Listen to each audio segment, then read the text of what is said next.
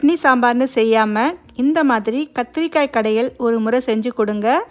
ரொம்ப ரொம்ப சூப்பராக இருக்கும். இட்லிக்கும் தோசைக்கும் அதிக நேரம் எடுக்காமல் சட்டுன்னு செஞ்சு முடிச்சிடலாம். கத்திரிக்காய் பிடிக்காதவங்க கூட இந்த மாதிரி செஞ்சு கொடுத்தா கண்டிப்பாக விரும்பி சாப்பிடுவாங்க. முதல்ல ஒரு குக்கரில் ஒரு பெரிய வெங்காயத்தை நறுக்கி சேர்த்துக்கங்க. நல்ல பழுத்த தக்காளி ஒரு 3 தக்காளி சேர்த்துக்கங்க. ஒரு 3 பல் பூண்டு சேர்த்துக்கலாம். ஒரு 4-5 பச்சை மிளகாய் சேர்த்துக்கங்க. ஒரு 5 மீடியம் சைஸ் கத்திரிக்காயை இந்த மாதிரி நறுக்கி சேர்த்துக்கங்க.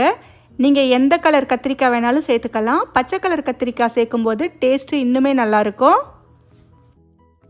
இப்போ இது கூட ஒரு 1.5 கப் அளவுக்கு தண்ணி சேர்த்துக்கலாம்.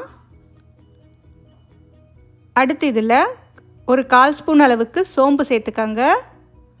கொஞ்சமாக மஞ்சள் தூள், இன்னும் ஒரு 1/4 ஸ்பூன் அளவுக்கு தனி மிளகாய் தூள் இல்லைன்னா சாம்பார் பொடி கூட நீங்கள் சேர்த்துக்கலாம். அடுத்து 2 காஞ்ச மிளகாயை விதையை நீக்கிட்டு இந்த மாதிரி கிள்ளி சேர்த்துக்கங்க. இப்போ குக்கரை மூடி அடுப்பை மீடியம் ஃப்ளேமில் வச்சு ஒரு 5 விசில் வேக வச்சு எடுத்துக்கங்க.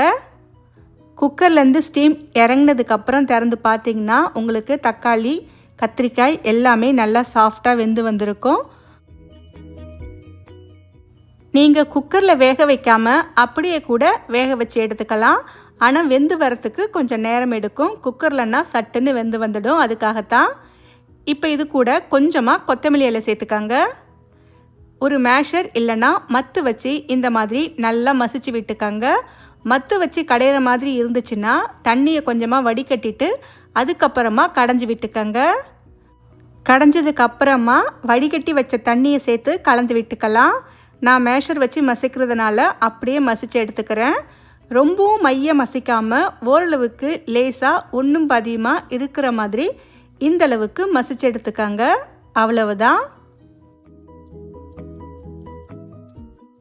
அடுத்து திரும்பவும் ஸ்டவ் ஆன் பண்ணி இந்த கடையில் சூடு பண்ணிக்கங்க.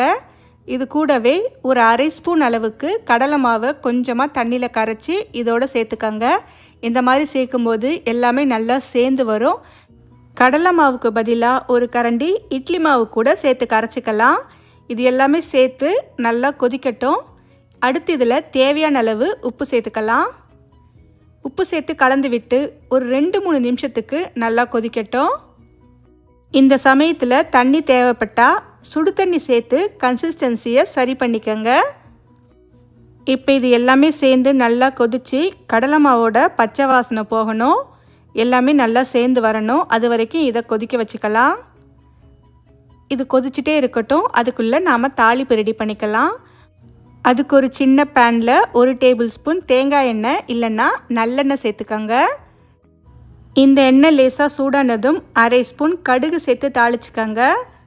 கடுகு எல்லாமே பொரிஞ்சு வந்ததும் ஒரு 1/4 ஸ்பூன் அளவுக்கு சீரகம் சேர்த்துக்கங்க. ஒரு கொத்து கருவேப்பிலையும் சேர்த்துக்கலாம். இதை லேசாக வதக்கி விட்டுக்கங்க. அடுத்து கொஞ்சமாக பெருங்காயத்தூள் சேர்த்து ஒரு முறை நல்லா கலந்து விட்டுக்கங்க.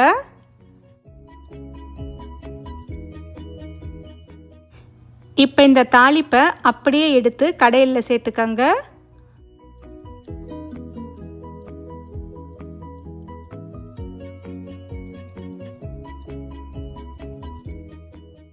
தாளிப்பை சேர்த்து ஒரு முறை நல்லா கலந்து விட்டுக்கங்க.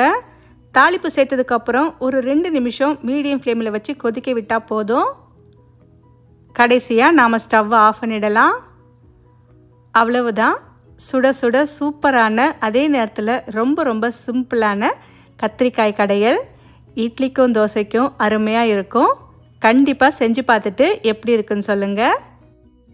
ஓகே ஃப்ரெண்ட்ஸ், இந்த ரெசிப்பியை உங்கள் வீட்டில் ஒரு முறை ட்ரை பண்ணி பார்த்துட்டு எப்படி இருக்குன்னு சொல்லுங்கள்.